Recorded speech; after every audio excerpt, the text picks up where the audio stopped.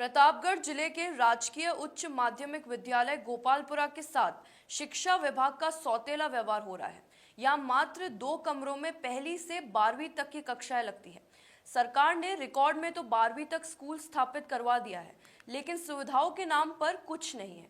वर्तमान में यहाँ 4 कमरे हैं, इसमें से 2 में पढ़ाई होती है। 2 कमरे जर्जर होने के बावजूद कोई एक्शन नहीं लिया जा रहा। 2023 में प्रधानाचार्य ने शिक्षा विभाग को पत्र लिखा था, लेकिन इसका भी कोई नतीजा नहीं निकला। कमरे इतने ज्यादा जर्जर हैं कि उनका प्लास्टर तक उखड़ चुका है। ऐसे में कोई बड़ा हादसा भी हो सकता है। ब्लॉक शिक्षा अधिकारी ने यह विजिट भी की थी, लेकिन रिपोर्ट भी औपचारिकता पूरी करते हुए बनाई गई। उल्लेखनीय है कि यह राजस्व मंत्री हेमंत मीणा का गृह क्षेत्र है और आदिवासी अंचल है। इसके बावजूद कोई जिम्मेदार इस ओर ध्यान नहीं दे रहा। आज हम फिर वापस शिक्षा की गुणवत्ता और बिल्डिंग की हालतों को देखने के लिए राजकीय उच्च माध्यमिक विद्यालय गोपालपुरा पहुंचे हैं और हमने हालातों का जायजा लिया है। जायजा के अंदर हमें पता चला है कि यहाँ की जो बिल्डिंग है उसकी हालत ऐसी है कि जर्जर अवस्था में है, लेकिन यहाँ पर अधिकारियों की जो विजिट होती है वो सिर्फ औपचारिकता के रूप में होती है। मैं आपको बताना चाहूँगा कि यहाँ एक 10वीं तक का स्कूल है और 12वीं तक का स्कूल है और 12वीं तक के स्कूल के अंदर यहाँ पे जो व्यवस्था होना चाहिए, यहाँ पर जो सुविधाएं बच्चों को मिलनी चाहिए, यहाँ प्लेग्राउंड होना चाहिए, यहाँ पे कंप्यूटर कक्ष होना चाहिए, ये सारी चीजें यहाँ पे गौण साबित हो रही है। मैं यहाँ की जो बिल्डिंग की जो स्थिति है वो आपको बताना चाह रहा हूँ। मेरे पीछे जो बिल्डिंग जर्जर अवस्था में है आप देख सकते हैं, क्योंकि यहाँ के अधिकारी ने इस पर 2023 में एक लेटर भी लिखा है, लेकिन विभाग की उदासीनता के चलते उस लेटर पे अभी तक कोई कार्रवाई नहीं हो पाई है। गोपालपुरा जो विद्यालय है यहाँ पे स्कूल की क्या स्थिति है और यहाँ पर क्या क्या पद की जो मांग है और कितने यहाँ पे स्थापित है?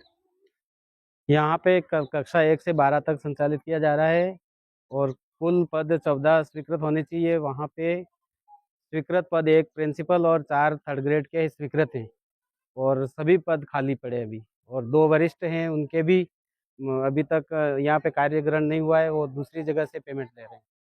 यहाँ पे जैसे 12वीं तक का स्कूल है और इसके अंदर सिर्फ 4 कक्षों में जो सारी चीजें संचालित हो रही है। संचालित हो रही है, तो इसके बारे में विभाग क्या कर रहा है? कुछ आपने पत्राचार किया है? पत्राचार तो लिख के तो दिया है सब, लेकिन ये जगह जो 4 कमरे बने हुए हैं, ये भी भामाशाह द्वारा दी गई जगह है। इसका पट्टा भी नहीं है हमारे पास, इस जगह का नाम भी नहीं है और ये भी लिख के दिया था हमने, उसका भी अभी तक कोई वो जवाब नहीं मिला है। यहाँ पर आपने देखा है कि आपने 2023 में भी एक पत्राचार किया था कि बिल्डिंग की हालत जर्जर है, जी, छत कभी भी गिर सकती है। गिर सकती है। तो ऐसे में मतलब क्या है कि आपके यहाँ पे विभाग द्वारा कोई कार्य अभी तक कोई अधिकारी अवलोकन के लिए आया है? अभी तक तो कोई नहीं आया सर, इसको देखने तो अभी तक कोई नहीं आया।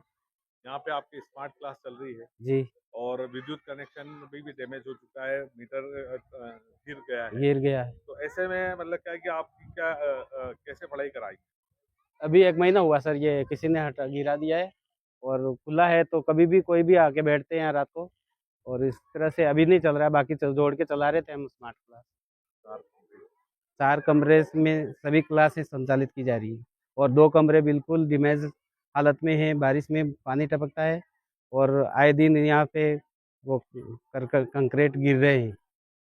उच्च अधिकारियों को भी ये अवगत कराया गया है, लेकिन अभी तक कोई सुनवाई नहीं हुई है। मैं कक्षा 10 में पढ़ती हूँ। यहाँ पे पानी भी टपकता है और छत भी कभी भी गिर सकती है। यहाँ पर मैदान भी बहुत कम है, खेलने की भी बहुत दिक्कत होती है, इसलिए यहाँ पर मैदान चाहिए हमको।